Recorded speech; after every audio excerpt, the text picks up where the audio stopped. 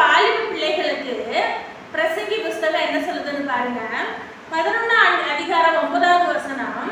வாலிபனே, உன் இளமையில் சந்தோஷப்பட்டு உன் வாலிப நாட்களிலே உன் இருதயம் உன்னை பூரிப்பாக்கட்டும். உன் நெஞ்சம் வழிகளிலும் உன் கண்ணின் காட்சிகளிலும் நட.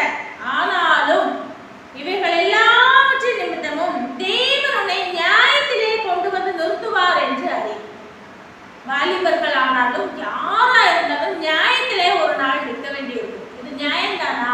இப்படித்தான் உங்களை வாழ சொன்னா, இப்படித்தான் உங்களை இருக்க சொன்னா, இதுக்குதான் வேதம் உங்களுக்கு கொடுத்ததான்னு ஒரு நாள் நியாயம் விசாரிக்கிற நாள் வெகு சீக்கிரமாய் வரப்போகிறது. அப்போ நம்ம ஒரு பிரேக்காய், ஒரு தடுப்பாய் எதை நினைக்கிறோம்னு பார்த்தீங்கன்னா, தேவன் நம்மை நோக்கி கொண்டிருக்கிறார். அவருடைய ஹிருதயம் நம்மை ஆராய்ந்து அறிந்து கொண்டிருக்கிறது. அவர் நம்மை உற்று நோக்கி கொண்டிருக்கிறார். நம்ம இஷ்டத்துக்கு ஓடக்கூடாது, இஷ்டத்துக்கு தவறான காரியங்கள்ல இருக்கக்கூடாது, நம்மை கேட்பார் இல்லைன்னு நினைக்க கூடாது. நிச்சயமாய் தேவன் நம்மை நோக்கி பார்த்து கொண்டிருக்கிறார். வாலிபர்கள் கர்த்தர் மேல் உள்ள பயத்துல இருக்கணும், அவருடைய வார்த்தைகளின்படி நடக்கணும்.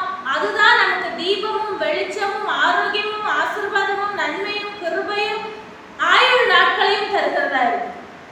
வாலிப நாட்கள் ரொம்ப முக்கியமான நாட்கள். அதை கர்த்தருக்குன்னு கொடுத்தா அதை பொன்னாக்கி நம்மை ஜொலிக்க பண்ணுகிறவரா இருக்கார். ஆசீர்வாதமாய் வாழ தேவ வசனத்தின்படி வாழ்வோம். கர்த்தர் நம்மை ஆசீர்வதிப்பார்.